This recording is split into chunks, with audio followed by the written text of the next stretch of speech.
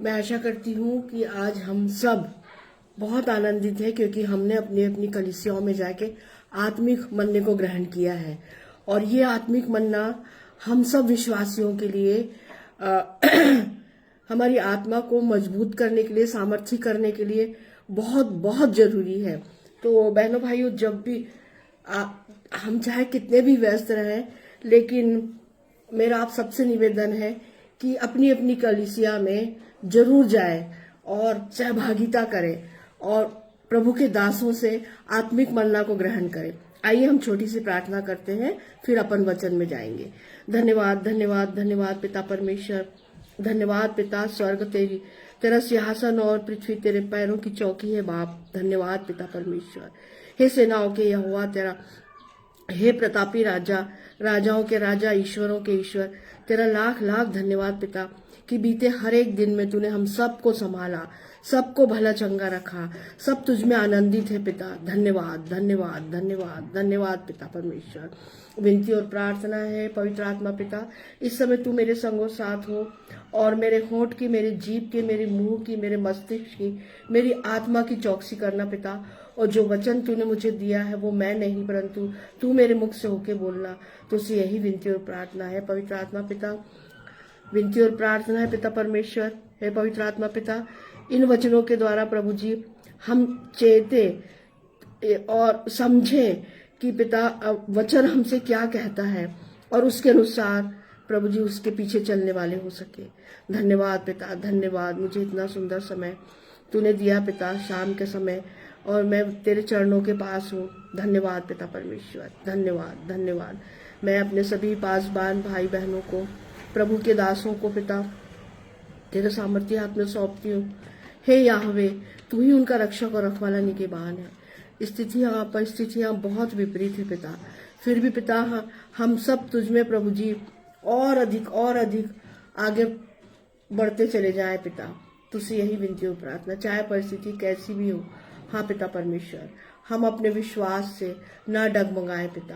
हाँ पिता परमेश्वर, हर एक को प्रभु जी ऐसी समझ बुद्धि तू दे पिता, और उनका साथ, उनका सहारा, उनकी मजबूत चट्टान, उनका दृढ़ गढ़ तू ही है पिता। हाँ पिता परमेश्वर, हम में से हर एक का रक्षक और रखवाला निगहबान तू ही है पिता।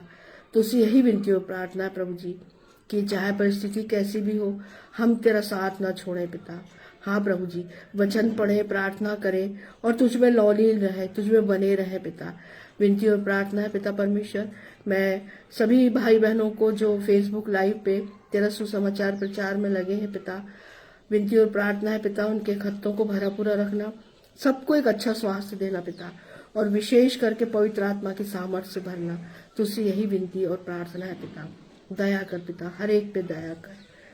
हम जैसे भी हैं पिता तेरे हैं। हाँ पिता परमेश्वर, सारा आदर, इज्जत, महिमा, गौरव, जलाल हे पिता, हे यहोवे तुझे मिले। यह छोटी सी विनती तेरे इकलौते बेटे, मेरे उद्धारकर्ता, मेरे मुक्तिदाता प्रभु यीशु मसीह के पवित्र और सामर्थ्य नाम से मांगती हूँ। आमीन आमीन आमीन।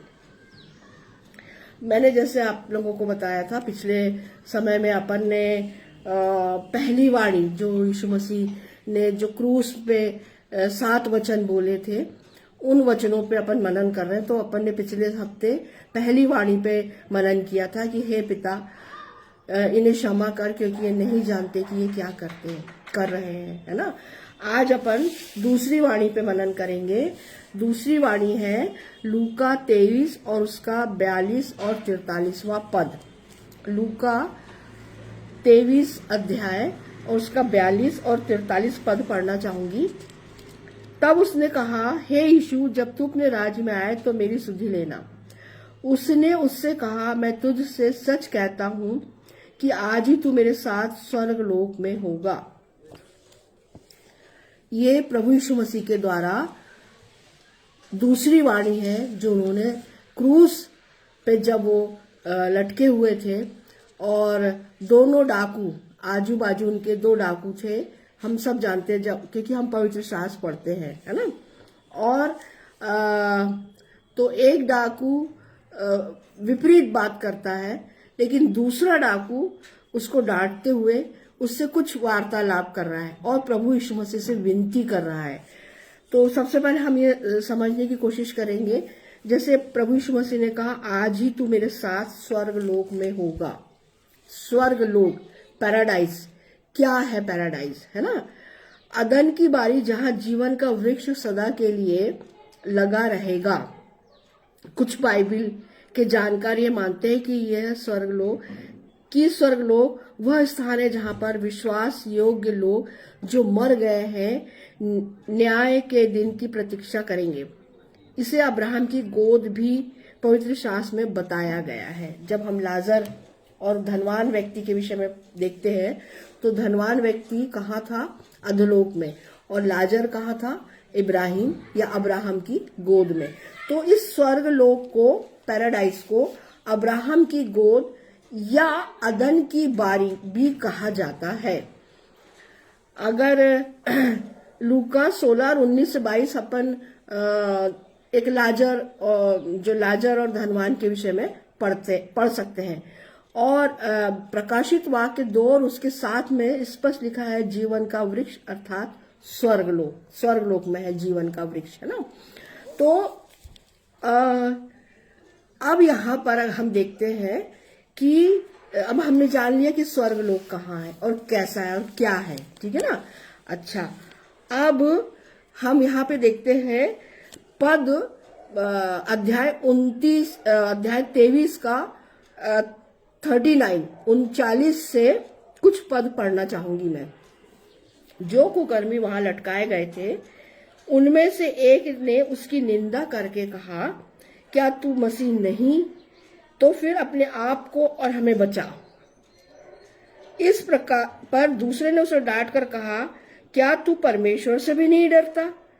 तू भी तो वही दंड पा रहा है और हम तो न्यायानुसार दंड पा रहे हैं, क्योंकि हम अपने कामों का ठीक फल पा रहे हैं। पर इसने कोई अनुचित काम नहीं किया। कितनी बड़ी गवाही है बहनों भाइयों उस डाकू के द्वारा, है ना? कि इसने कोई अनुचित काम नहीं किया। एक बहुत बड़ी गवाही है उस व्यक्ति के मुंह से जो सारी जिंदगी अपराध करते रहा, पापों में लिप्त रहा, है ना? उसकी यह गवाही है कि इसने कोई अनुचित काम नहीं किया। लेकिन हम अपने किए हुए गलत कार्यों का दंड पा रहे हैं, जो सही है ना? और हम अपने कार्यों या प्रयासों से उद्धार को प्राप्त नहीं कर सकते, है ना?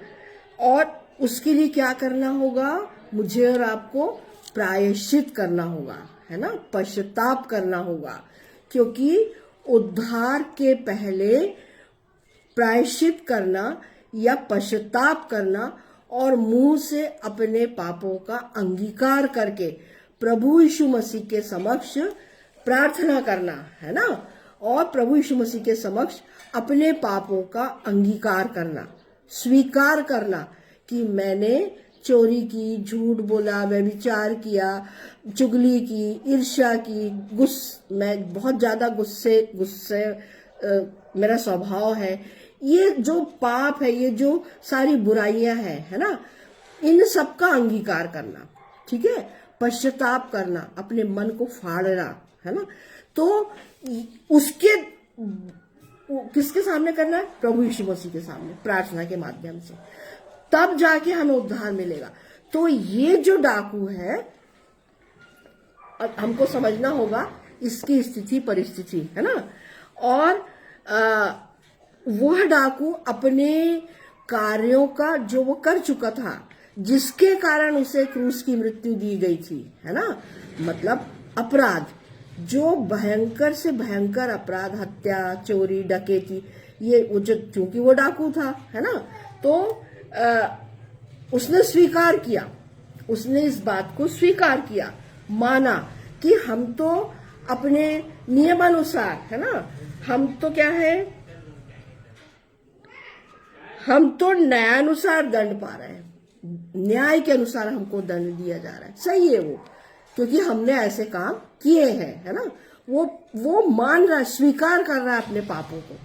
कहाँ पे स्वीकार कर रहा है? क्रूस के ऊपर, है ना। और उस दूसरे डाकू को वो डांट रहा है कि क्या तू परमेश्वर से भी नहीं डरता, है ना। और देखिए कितनी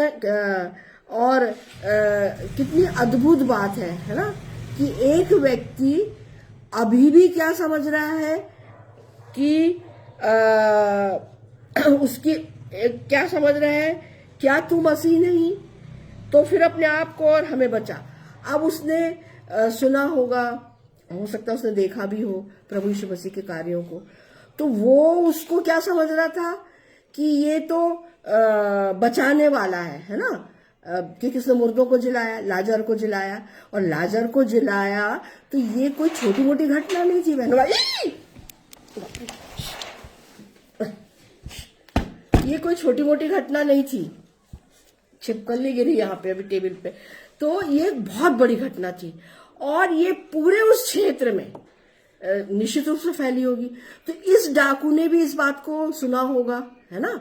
तो वो क्या समझ रहा है कि जब वो मुर्दों को जिला सकता है ना, कोढ़ियों को शुद्ध कर सकता है, अंधों को की आंखें ठीक कर सकता है, और दुष्ट आत्मा को निकाला है इसने, तो ये तो मसीह है, तो अब तू अपने आप को भी बचा और हमें भी बचा, है ना। और वो उसकी निंदा कर रहा है, जो पहला जो डाकू है वो यीशु मसीह की निंदा कर रहा है, और उसको अभी भी ये बात समझ में नहीं आ रही है कि ये वास्तव में परमेश्वर का पुत्र है, ये वास्तव में पाप रहित है, निर्दोष है ना। और इसने ऐसा कोई पाप नहीं किया, ऐसा कोई अपराध नहीं किया है, ठीक है, कि इसको इतनी कड़ी सजा दी जा रही है, वो इसे मिलना चाहिए। पर वो उसको क्या समझ रहा था कि ये जब इतना बड़े बड़े इसने काम किए, चमत्कार किया, तो अभी भी ये इसी प्रकार से चमत्कार करे और अपने आप को भी बचा ले और हमें भी बचाए, है ना। इस प्रकार की उसकी धारणा थी। और अगर हम आत्मिक रूप से देखें बहनों भाइयों, तो इस पहले डाकू की जो आत्मा थी, उस पे अंधकार का पर्दा पड़ा हुआ था। अभी भी उसके मन में अंधकार था, आत्मा में अंधकार था, है ना। और वो अभी भी नहीं, जो स्थिति थी उसकी सच्चाई को वो समझ ही नहीं पा रहा था। लेकिन दूसरे डाकू ने तुरंत समझ लिया कि ये परमेश्वर का पुत्र है ना। और क्योंकि उसने भी सुना होगा कि इसने लाजर को जिलाया, इसने कोढ़ियों को चंगाई दी, और बहुत सारे आश्चर्य कर्म किए, तो वो समझ गया कि ये भला मनुष्य है ना। और ये इस प्रकार के इसने ऐसा कोई काम नहीं किया है, और उसने गवाही दी कि हम तो न्याय के अनुसार दंड पा रहे हैं, लेकिन इसने कोई अनुचित काम नहीं किया, ठीक है ना। और क्या तू परमेश्वर के से भी नहीं डरता? अपने जो साथी डाकू है उसको डांट रहा, क्योंकि निश्चित रूप से इन दोनों डाकुओं ने यीशु मसीह की पहली पुकार, पहली प्रार्थना, पहला याचना, पहला निवेदन कि हे पिता इन्हें क्षमा कर, जरूर सुना होगा, है ना। तभी तो वो अपना वार्तालाप कर रहे हैं, बात कर रहे हैं। तो और पहला डाकू ने उसके उस ईश्वरत्व को नहीं समझ पाया, वो, है ना। और वो तो सोच रहा था कि ये चमत्कारी पुरुष है, तो ठीक है, तू भी अपने आप को बचा और हमें भी बचा ले, है ना। परंतु जो दूसरा डाकू है, वो उसने क्या करा, उसने सच्चा पश्चाताप किया बहनों भाइयों, सच्चा पश्चाताप, है ना। और वो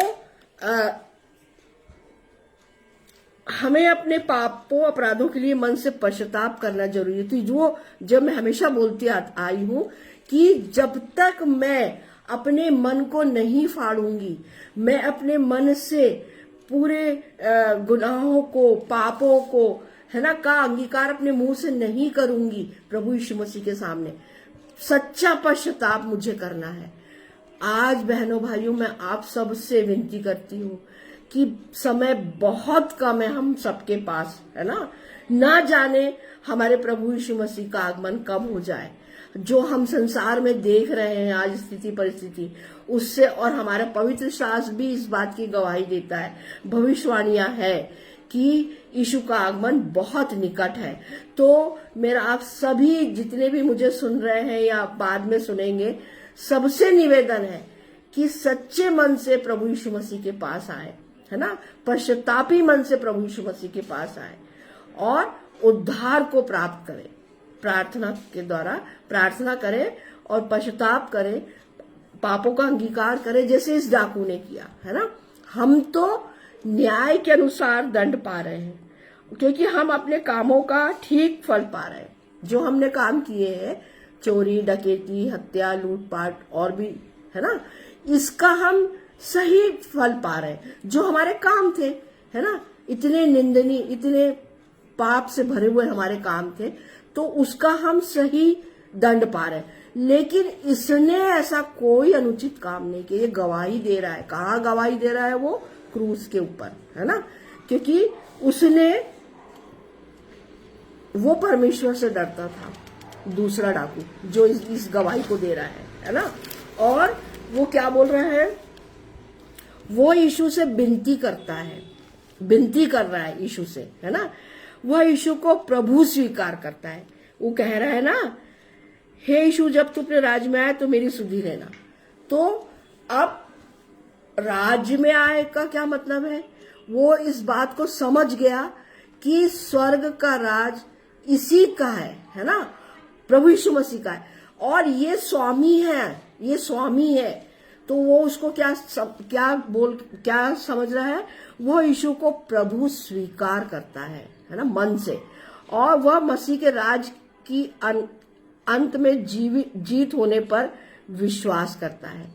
वो इस बात को जानता है कि अंत में यीशु की जीत होगी और यीशु का स्वर्गीय राज होगा, जिसका वो राजा होगा, है ना। इस बात को वो समझ गया था, क्योंकि वो बोलता ना, जब तू अपने राज्य में आए तो मेरी सुधि लेना। जब तू अपने राज्य में आए, है ना, तो वो मसीह के राज्य की अंत में जीत होने पर विश्वास करता है। इस बात को समझ गया था वो। वह यीशु मसीह से क्षमा और दया की विनती करता है। वो यीशु मसीह से क्षमा, उसके पापों की क्षमा, है ना, और दया याचना कर रहा है, दया की भीख मांग रहा है उससे, यीशु से, और प्रार्थना कर रहा है कि जब तू अपने राज्य में आए तो मेरी सुधि लेना, ठीक है ना। फिर लूका में हम देखते हैं जो भविष्यवाणी है, ये 52वीं भविष्यवाणी है ना, और पुराने नियम की भविष्यवाणी है ये। उस समय पूरी हुई जब पश्चाताप करने वाला डाकू और यीशु मसीह स्वर्ग लोक में पृथ्वी के निचले हिस्सों में गए। इफिसियों 4 और उसका 8 से 10। इफिसियों 4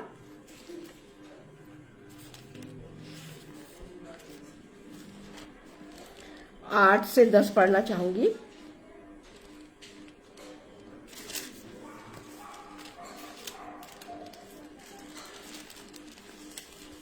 जी, इफिसियों 4 8 से 10। इसलिए वह कहता है, वह ऊंचे पर चढ़ा और बंदियों को बांध ले गया और मनुष्यों को दान दिए, है ना। तो कौन कौन से दान दिए?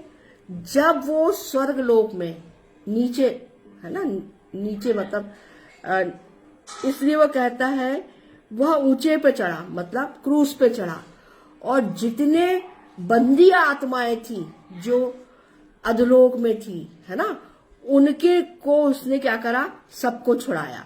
और क्या मनुष्यों को दान दिए? तो कितने प्रकार के दान दिए? परमेश्वर ने अपने पुत्र को दिया, पहला दान पवित्र आत्मा, फिर अनंत जीवन, फिर अनुग्रह, परमेश्वर की दया। ये दान जो कोई भी यीशु पे विश्वास करता है उसको प्राप्त होता है। कितनी अच्छी बात है। अनंत जीवन, है ना, पवित्र आत्मा, और परमेश्वर का अनुग्रह। कितनी अच्छी बात है बहनों भाइयों। जब हम यीशु को अपना उद्धारकर्ता स्वीकार करते हैं तो हमारे लिए अनंत जीवन का मार्ग खुल जाता है। कितनी अच्छी बात है ये। तो यहां पर फिर अगर हम देखें कि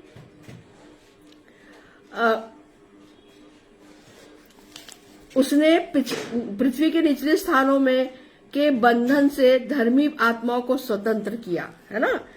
पद 8 इफिसियों 4 उसका पद 8। और वो ऊंचे पे चढ़ा, क्रूस पे गया, उसकी मृत्यु क्रूस पे हुई।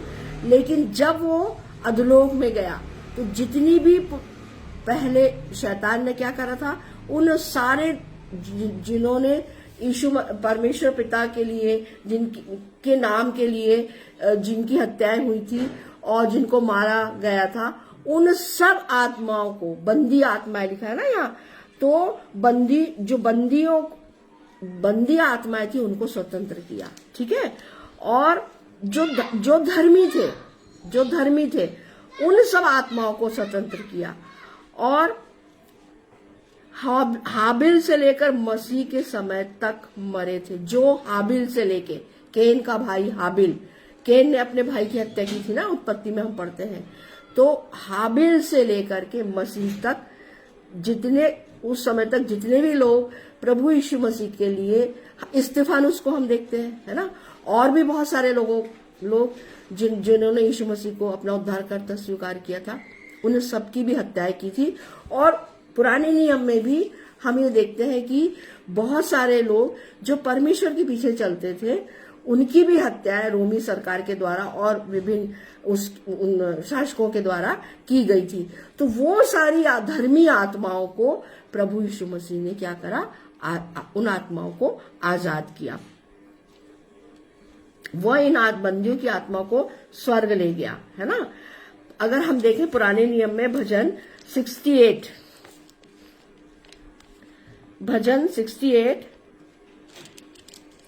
और उसका 18वां पद पढ़ना चाहूंगी।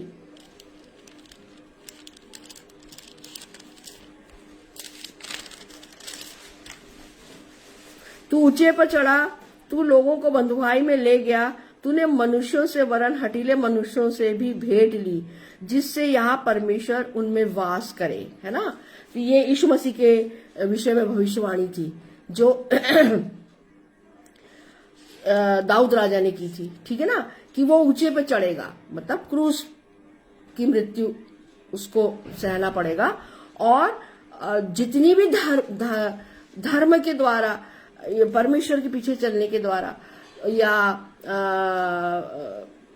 धार्मिक जो लोग अगुए थे, है ना, जो धर्म की शिक्षा देते थे, उन सब आत्माओं जिनकी हत्या की गई थी, उन सब की, जैसे मैंने अभी आपको बताया, हाबिल से लेके यीशु मसीह के समय तक जितने भी लोग मरे थे जो धर्मी थे, उन सब को किसने छुड़ाया, उन सब की आत्माओं को प्रभु यीशु मसीह ने। परमेश्वर के द्वारा दिए गए दान या वरदान इफिसियों 4 और 8 में मैंने पढ़ा अभी, जैसे ना, पवित्र आत्मा का दान, उद्धार का दान, अनंत जीवन का दान, अनुग्रह का दान, है ना। और आत्मिक वरदान जो है वे 9 है, हम जानते हैं आत्मिक वरदान 9 है ना। और अगर हम देखें जो सारी अच्छी वस्तुएं हैं वो भी कहाँ है, स्वर्ग में, है ना। तो वो हमको कब मिलेगी, जब हम प्रभु यीशु मसीह के पीछे चलेंगे, ठीक है ना। और अगर अपन देखें रोमियो 12 और उसका 6, रोमियो 12 और उसका 6, जबकि उस अनुग्रह के अनुसार जो हमें दिया गया है, हमें भिन्न भिन्न वरदान मिले हैं। तो जिसको भविष्यवाणी का दान मिला हो वो विश्वास के परिणाम के अनुसार भविष्यवाणी करे। ये जो 9 प्रकार के जो वरदान है, आत्मिक वरदान है, वो आत्मा के फल अलग है बहनों भाइयों, और आत्मिक वरदान जो है वो अलग है। तो ये आत्मिक वरदान में पढ़ रही हूँ। तो ये जो हमें मिले हैं, किसके द्वारा मिले हैं, परमेश्वर पिता के अनुग्रह से, है ना। तो ये आत्मिक वरदान हमें कब मिलेंगे? जब हम पर यीशु मसीह पे विश्वास करेंगे, उसके पीछे चलेंगे, है ना, और उसे अपना उद्धारकर्ता स्वीकार करेंगे। तो कौन कौन से दान है? आत्मिक वरदान, भविष्यवाणी का वरदान, फिर यदि सेवा करने का दान मिला हो तो सेवा में लगा रहे, तो सेवा करने का दान मिला है बहुत से भाई बहनों को। यदि कोई सिखाने वाला हो तो सिखाने में लग रहा है ना। बहुत सारे भाई बहनों को पवित्र शास्त्र का बहुत अच्छा ज्ञान है, हम सुनते हैं, समझते हैं, है ना, और ये जानते हैं कि इनके साथ पवित्र आत्मा है जो इनका टीचर है, जो इनको सिखाता है ना। तो जब हम उनके द्वारा वचनों की सुनते हैं, समझते हैं, तो हम इस बात को जान जाते हैं कि इन्हें पवित्र आत्मा के द्वारा ये दान मिला है कि वो अच्छी रीति से आत्मा में होकर के पवित्र आत्मा की सामर्थ्य से वचन की सेवकाई करे, सिखाए, वचन की गूढ़ बातों को समझाए, सिखाए। ये भी एक आत्मिक वरदान है। जो उपदेशक हो वो उपदेश देने में लगा रहे, दान देने वाला उदारता से दे, जो अगुवाई करे वो उत्साह से करे, जो दया करे वो हर्ष से करे, प्रेम निष्कपट हो, बुराई से घृणा करो, भलाई में लगे रहो, भाईचारे के प्रेम से एक दूसरे से स्नेह रखो, परस्पर आनंद आदर करने में एक दूसरे से बढ़ चलो, प्रयत्न करने में आलसी न हो, आत्मिक उन्माद से भरे रहो, प्रभु की सेवा करते रहो, है ना। ये इस प्रकार के 9 आत्मिक वरदान हैं। वो हमें तब मिलते हैं जब हम प्रभु यीशु मसीह को अपना उद्धारकर्ता स्वीकार करते हैं, है ना। तो हम पढ़ते हैं कि जब इस डाकू ने प्रभु यीशु मसीह पर सच्चे पश्चातापी मन से संपूर्ण विश्वास किया, संपूर्ण मन से विश्वास किया, क्योंकि उसने यीशु के द्वारा कही गई पहली वाणी, हे पिता इन्हें क्षमा कर, बहुत ध्यान से सुनी थी, है ना। निश्चित रूप से उसने सुनी होगी, ठीक है ना। उसने तुरंत ही अपने पापों की क्षमा प्रभु से मांगी और उसका मन आत्मग्लानि से भर गया होगा बहनों भाइयों, निश्चित रूप से, कि देखो ये निर्दोष मनुष्य है, इसने ऐसा कोई अनुचित काम नहीं किया, है ना।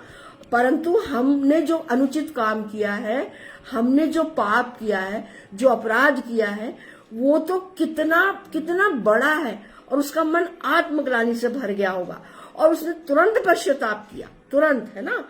और प्रभु यीशु मसीह से क्या मांगी? क्षमा मांगी, है ना। तभी तो वो याचना कर रहा है, विनती कर रहा है कि हे यीशु, जब तू अपने राज्य में आए तो मेरी सुधि लेना, है ना।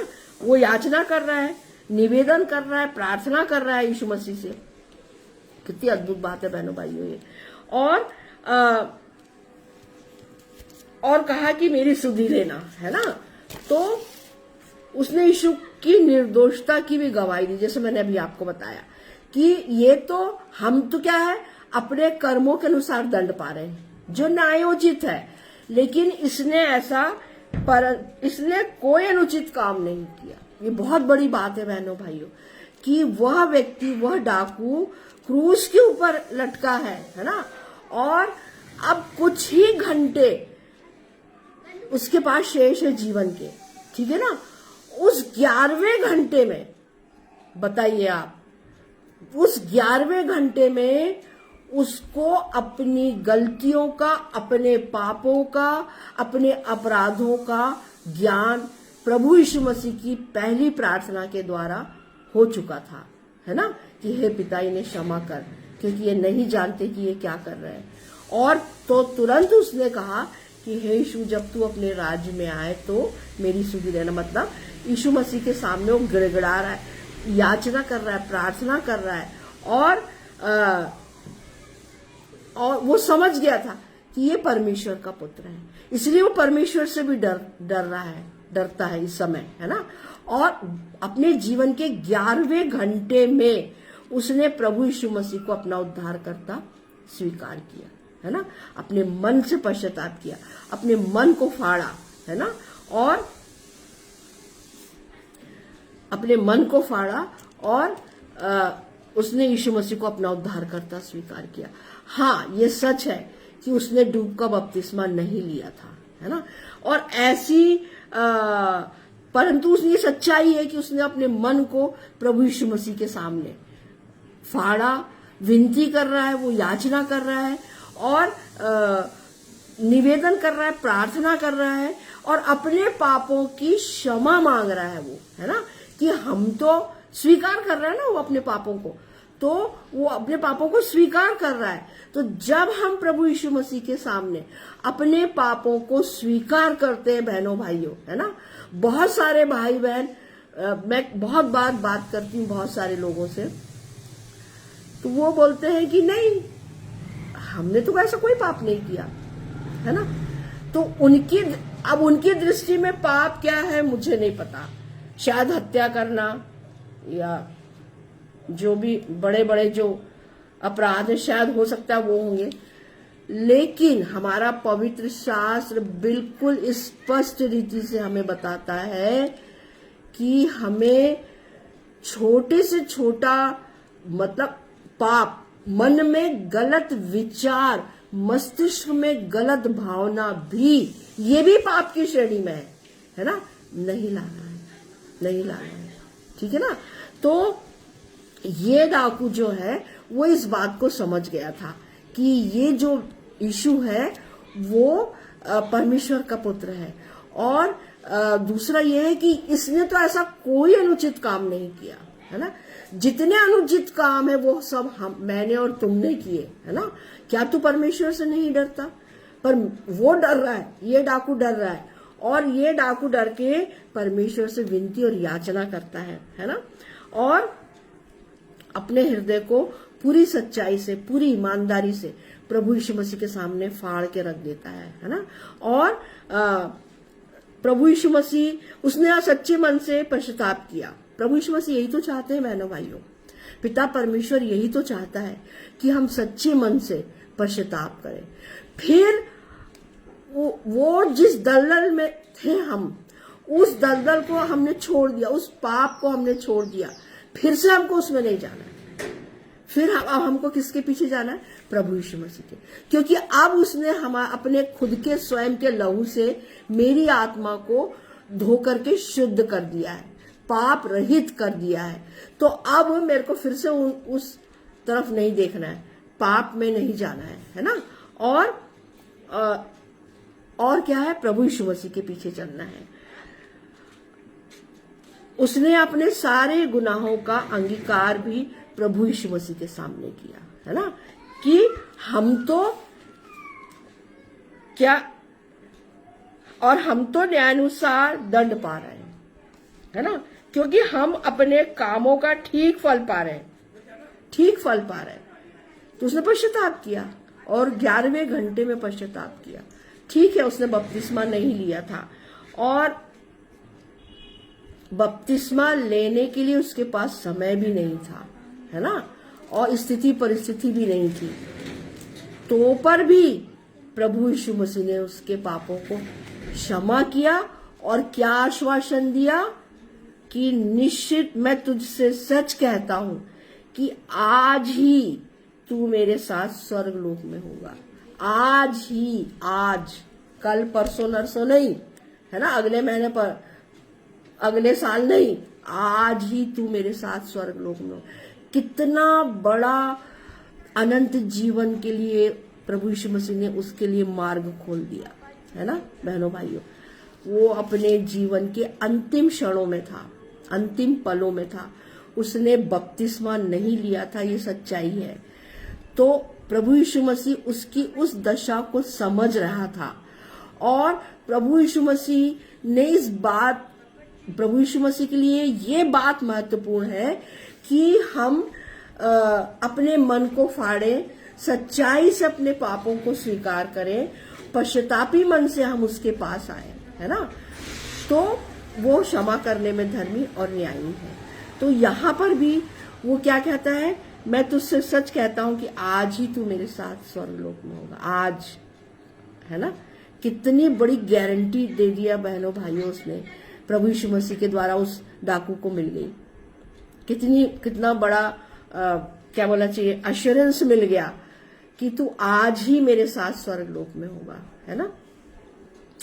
आज भी मेरे और आपके लिए समय है कि हम पूरे सच्चे मन से, पश्चातापी हृदय से के साथ यीशु के सामने अपने अपने पापों का अंगीकार करें, स्वीकार करें। यदि हम अपने पापों को मान लेते हैं तो वो हमें हमारे सब अधर्म को से शुद्ध करने में विश्वास योग्य और धर्मी है ना। पहला यूहन्ना 1:9 में इस प्रकार से लिखा है। उस डाकू को यीशु के द्वारा तुरंत क्षमा दी जाकर उसका उद्धार भी किया गया। कितनी बड़ी बात है ये। उसका जीवन कितना अंधकार में था बहनों भाइयों, जब वो डाकू था, है ना। जब वो डाकू रहा होगा, जब डाकू था वो, तभी तो उसको क्रूस की मृत्यु की सजा मिली थी। तो उसका जीवन कितना अंधकार में रहा होगा। लेकिन जब उसने क्षमा मांगी, है ना, और अपने मन को फाड़ा और पूरी सच्चाई से पश्चाताप किया, तो यीशु के द्वारा तुरंत ही क्षमा दी जाकर उसका उद्धार हो गया, है ना।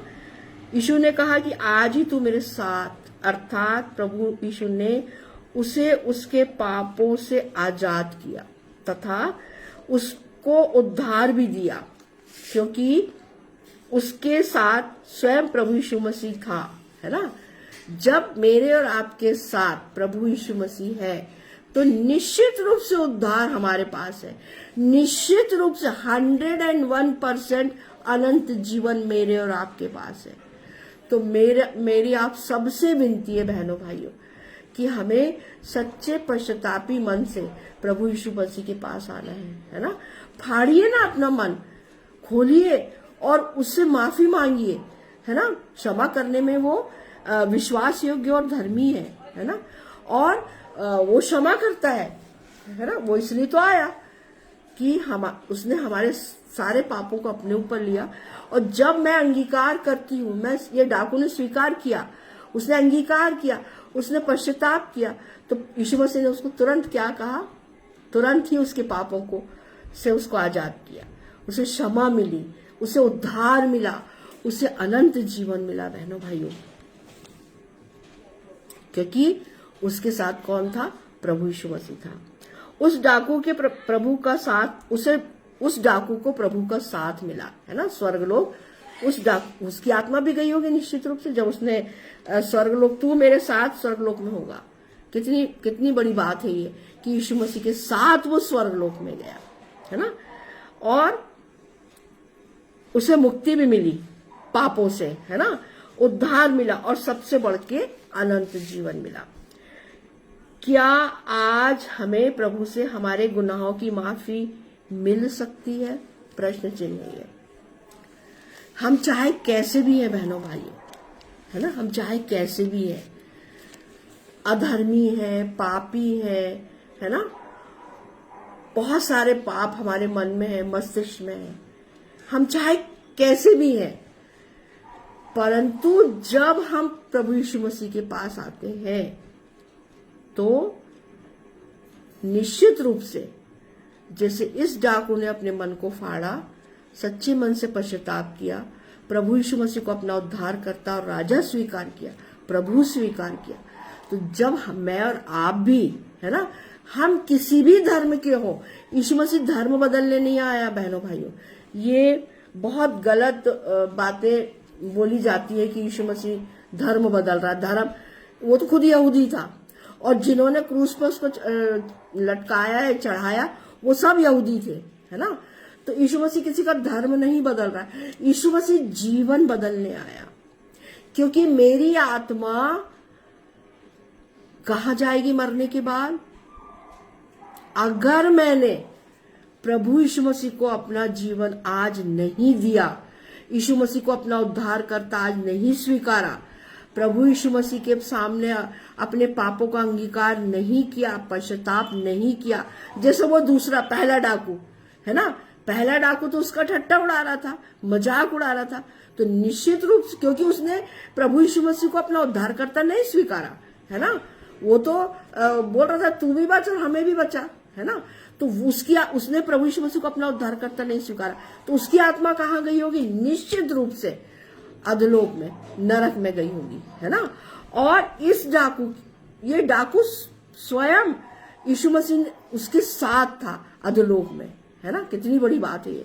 तो और मुझे और आपको भी माफी मिल सकती है, पर निश्चय ही जरूर मुझे और आप, हम सभी के लिए एक और अवसर है, मेरे और आपके लिए, है ना, कि हम सच्चे मन से पश्चाताप करें और स्वीकार करें कि हमारे द्वारा बहुत सारे, अंगीकार करें मुंह से, जब मैं हमेशा इस बात को बोलती हूँ, और हमें भी संपूर्ण सच्चे मन से प्रभु यीशु मसीह पर विश्वास करना है। यूहन्ना 3:16, यूहन्ना 3:16 क्या है? यूहन्ना 3:16, और परमेश्वर ने जगत से ऐसा प्रेम किया कि उसने अपना इकलौता पुत्र दे दिया, ताकि जो कोई ना किसी धर्म के विषय में बात हो रही है यहाँ, ना किसी देश के विषय में, ना किसी जाति के विषय में, परंतु क्या बात हो रही है? जो कोई, है ना, जो कोई उस पे विश्वास करे वो नष्ट न हो परंतु अनंत जीवन पाए, है ना। इस डाकू ने अनंत जीवन प्राप्त कर लिया, दूसरे नंबर के डाकू ने, जिसने यीशु मसीह पे विश्वास किया। और पहले मुझे बचना है, फिर मैं अपने आसपास, है ना, के लोगों को बचाने में सक्षम हो पाऊंगी। तो बहुत जरूरी है बहनों भाई, क्योंकि प्रभु यीशु मसीह की आज्ञा है मत्ती 28 और उसके अंतिम पैराग्राफ में, कि जाओ और सारे जगत के लोगों को पिता और पुत्र और पवित्र आत्मा के नाम से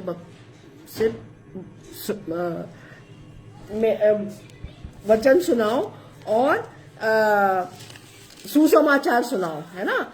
और क्या करो? और मैं जगत के अंत तक सदैव तुम्हारे साथ हूं। कितनी बड़ी बात है ये, बताइए।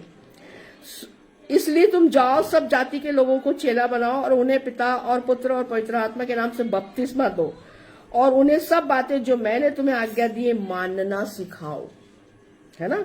और देखो मैं जगत के अंत तक सदा तुम्हारे संग हूं। तो ये यीशु मसीह की एक आज्ञा है बहनों भाइयों, मेरे और आपके लिए। तो सबसे पहले मुझे बचना है और हमें बचना है, और साथ ही हमें औरों को भी बचाना है।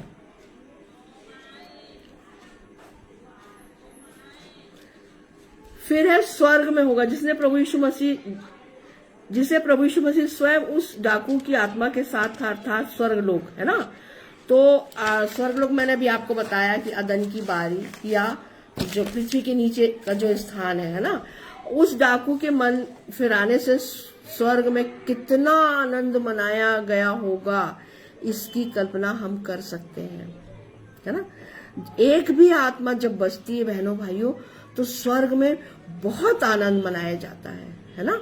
और स्वर्गदूत मनाते हैं आनंद, क्योंकि लूका 15 और 10 में प्रभु यीशु ने स्वयं इस बात को हमें बताया है। क्या बताया है? लूका 15 और उसका 10।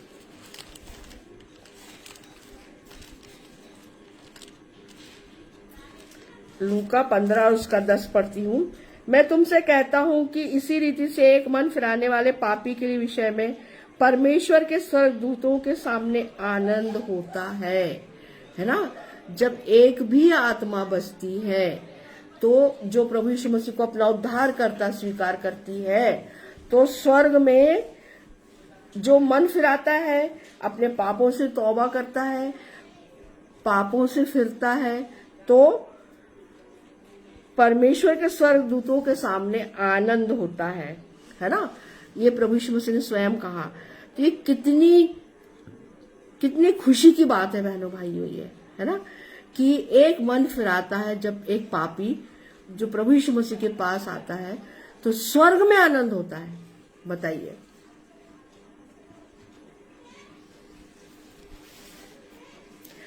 हो सकता है कि मैं या हम ने बहुत से धार्मिक कार्यों को अपने जीवन में किया, या हम करते हैं, है ना। दान देना और गरीबों या असहायों की मदद करना, उनकी सेवा टहल करना, है ना, रोगियों की सेवा टहल करना, है ना, और उनकी मदद करना। परंतु वचन हमें चेतावनी देता है, यशायाह 64 उसका 6, हमारे धर्म के काम सब के सब मैले चिथड़ों के समान है। बहनों भाइयों, यशायाह 64 और उसके 6 में स्पष्ट लिखा है कि जो हमारे धर्म के काम है वो कैसे हैं, मैले चिथड़ों के समान है।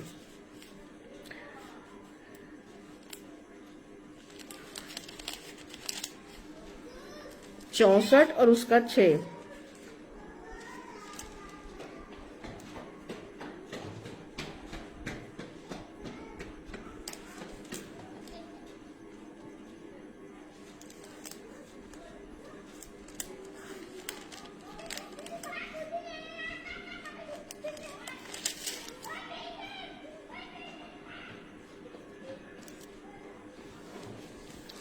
हमारे धर्म के काम सब के सब मैले चिथड़ों के समान है। फिर हम क्या करें, है ना, तो फिर हम क्या करें? और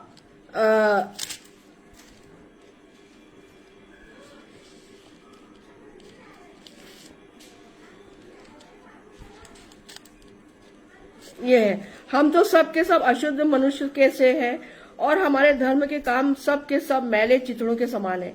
हम सब के सब पत्ते के समान मुरझा जाते हैं और हमारे अधर्म के कामों ने हमें वायु के समान उड़ा दिया है ना। तो हम क्या करें? हमें यीशु मसीह पर सच्चे मन से, पश्चातापी मन से संपूर्ण विश्वास करना है ना। प्रेरितों के काम 16 और उसका 31, प्रेरितों के काम 16 और उसका 31 वहां पद पढ़ना चाहूंगी।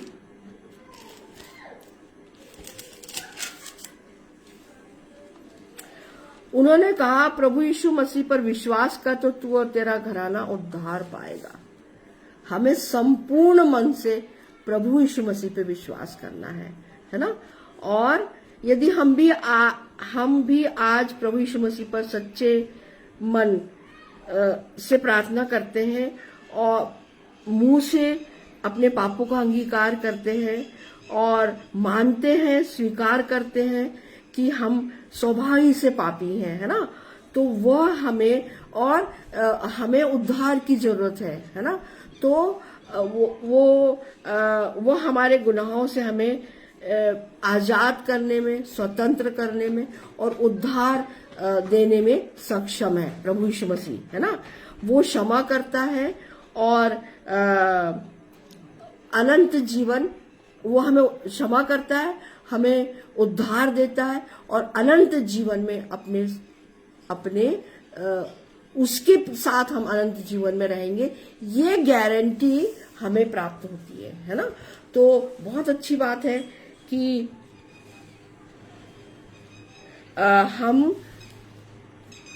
उस दूसरे डाकू के समान, आज उसके पास अवसर नहीं था बपतिस्मा लेने का, लेकिन आज मेरे और आपके पास अवसर है कि हम अपने मन को फाड़े, सच्चाई से अपने गुनाहों को प्रभु यीशु मसीह के सामने स्वीकार करें, मुंह से अंगीकार करें और प्रार्थना करें कि वो हमारे सारे पापों को अपने पवित्र लहू से धो करके हमारी आत्मा को क्या कर दे, शुद्ध कर दे, साफ कर दे। तब फिर हमारा उद्धार उसी के द्वारा हमें प्राप्त होता है। और जब उद्धार हमें प्राप्त होता है तो अनंत जीवन भी हमें प्राप्त होगा और पवित्र आत्मा का सानिध्य हमें प्राप्त होगा, है ना। तब पवित्र आत्मा हमारे साथ में है, ठीक है ना। और आत्मिक जो वरदान है ना, जो भी जिसको जो आत्मिक वरदान परमेश्वर ने दिए हैं, हमें उन आत्मिक वरदानों का भरपूरी से उपयोग करना है, उसको पकड़ के नहीं बैठना है, ठीक है ना, परंतु उसका भरपूरी से उपयोग करना है। जो उपदेशक हो वो उपदेश दे, जो भविष्यवाणी कर रहा है, जिसको भविष्यवाणियां मिल रही है वो भविष्यवाणी करे, है ना। तो ये जो आत्मिक वरदान जो दिए जाते हैं, दिए गए हैं, ठीक है ना, परमेश्वर पिता के द्वारा, उन आत्मिक वरदानों को हमको पकड़ के नहीं बैठना है, उनका भरपूरी से हमको उपयोग करना है, ठीक है ना। तो आज हमने प्रभु यीशु मसीह के द्वारा कही गई दूसरी वाणी पे हमने मनन किया है ना, और प्रभु यीशु मसीह ने जो वादा उस डाकू के साथ किया कि निश्चित रूप से आज तू मेरे साथ, मैं तुझसे सच कहता हूं कि आज ही तू मेरे साथ स्वर्ग लोक में होगा। तो प्रभु यीशु मसीह के साथ निश्चित रूप से वह स्वर्ग लोक गया, और इफिसियों में जैसे मैंने अभी आपको बताया, यीशु मसीह स्वर्ग लोक में जाकर के उसने अधोलोक में जो जितनी भी बंदी धार्मिक धर्म से के धार्मिक जो मनुष्य थे, आत्माएं थी, उनको स्वतंत्र किया, उनको बंधन, शैतान के बंधन से, लूसीफर के बंधन से मुक्त किया, हाबिल से लेके प्रभु यीशु मसीह तक, है ना। जितने भी लोगों को प्रभु यीशु मसीह के नाम से या परमेश्वर पिता के नाम से मार डाला गया, सताया गया, उन जिनकी हत्या की गई, उनकी आत्माओं को शैतान ने बंदी बनाया था, उनको प्रभु यीशु मसीह ने छुटकारा दिया। और हमें क्या दिया बहनों भाइयों? उसके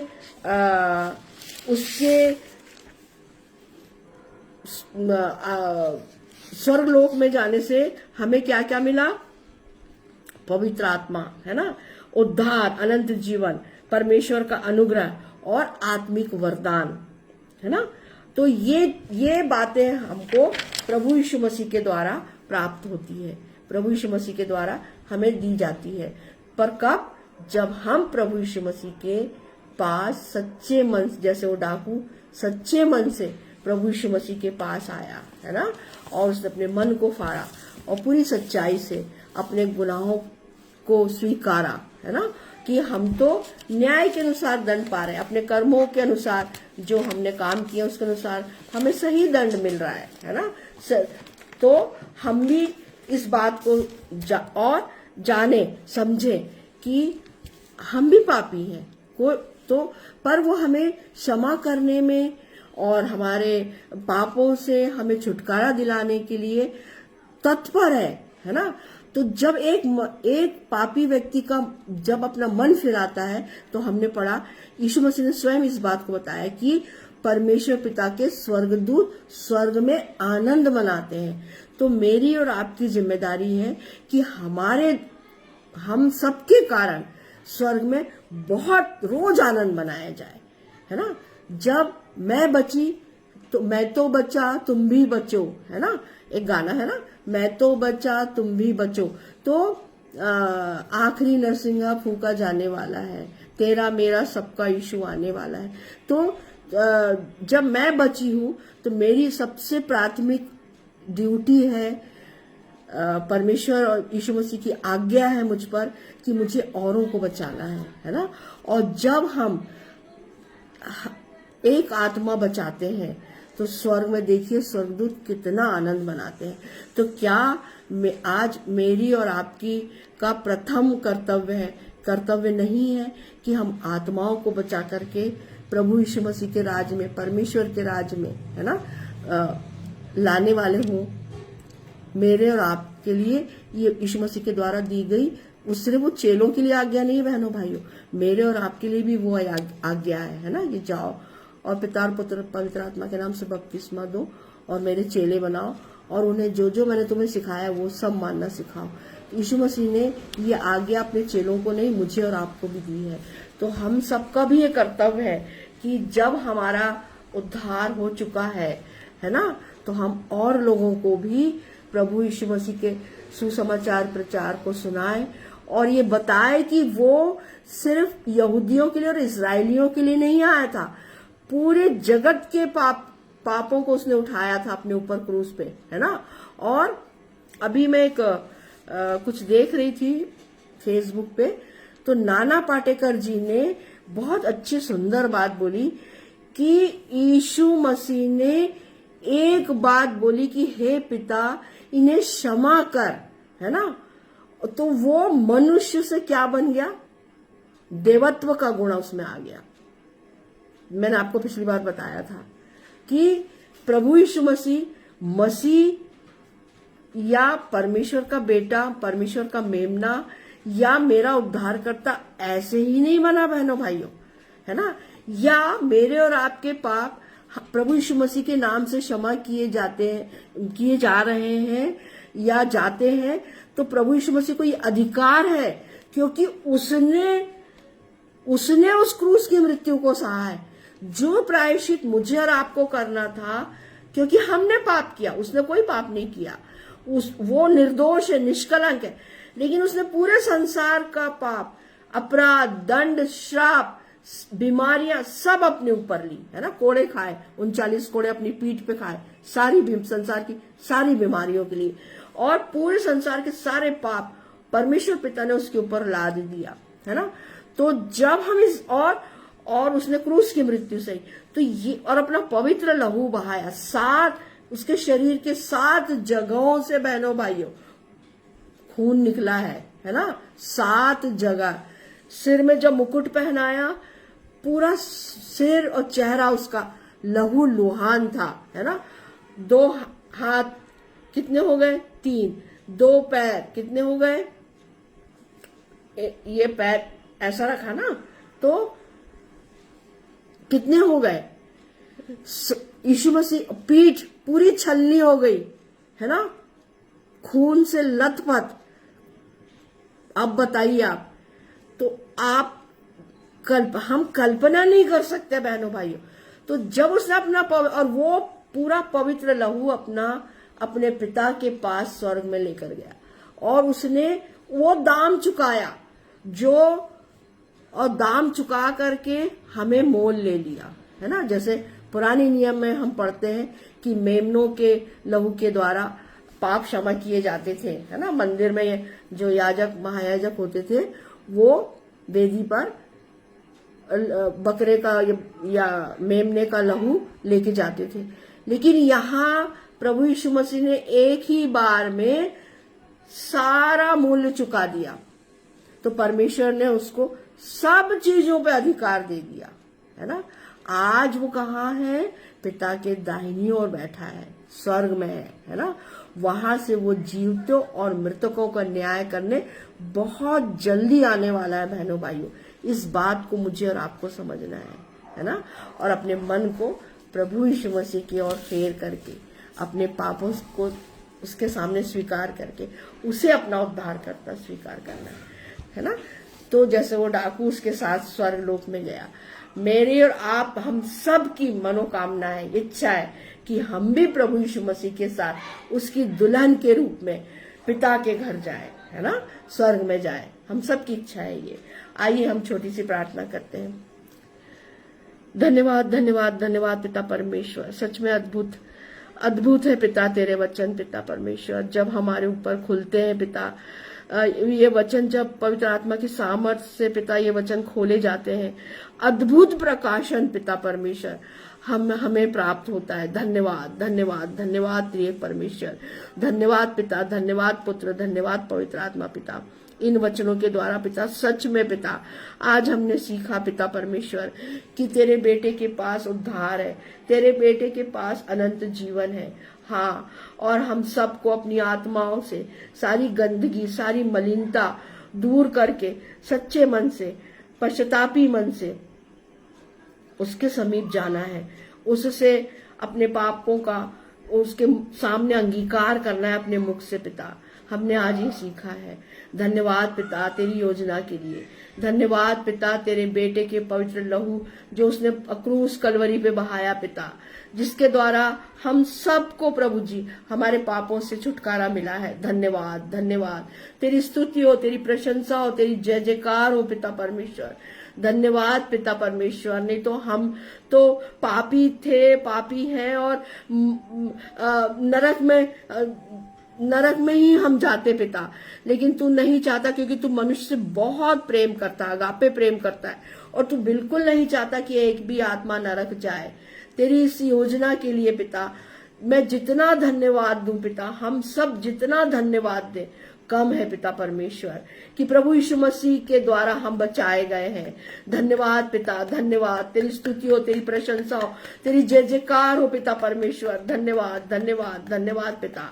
हाँ पिता परमेश्वर, मैं अपने सारे भाई बहनों को, सारे तेरे दास दासियों को पिता तेरे सामर्थ्य हाथ में सौंपती हूँ और मांगती हूँ पिता कि उन्हें पवित्र आत्मा की सामर्थ्य से भर दे पिता, ताकि पिता हर एक घुटना और हर एक जीव तेरे स्वर्गीय राज में आने पाए पिता, और स्वर्ग में बहुत बड़ा आनंद हो पिता परमेश्वर।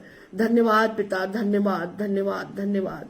आज और आने वाले हर एक दिन में तू ही हमारा रक्षक और रखवाला निगहबान है बाप, क्योंकि तू हमसे अगापे प्रेम करता है और तू नहीं चाहता पिता कि हमारी आत्मा नष्ट हो। धन्यवाद पिता, धन्यवाद धन्यवाद पिता परमेश्वर। हम सबको अपनी समीपता में लिए चल, जय के उत्सव में तू हमें लिए चलता है पिता, इसलिए तेरा धन्यवाद। धन्यवाद पिता परमेश्वर। मैं अपने सारे भाई बहनों के अच्छे स्वास्थ्य के लिए तुझसे विनती और प्रार्थना करती हूँ, प्रभु यीशु मसीह के नाम से मांगती हूँ पिता कि सब स्वस्थ भले चंगे रहे, और पिता उन्हें सबको तू पवित्र आत्मा के वरदान दे, पवित्र आत्मा की सामर्थ्य दे पिता परमेश्वर। धन्यवाद पिता, धन्यवाद धन्यवाद धन्यवाद, ताकि हर एक घुटना हर एक जीव प्रभु जी तेरे पास आने पाए। धन्यवाद पिता परमेश्वर। सारा आदर इज्जत महिमा गौरव जलाल हे बाप, हे आसमानी बाप पिता परमेश्वर तुझे मिले।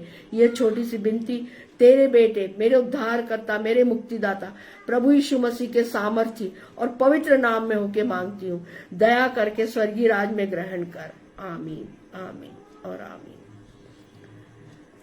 आप सभी को यीशु सहाय।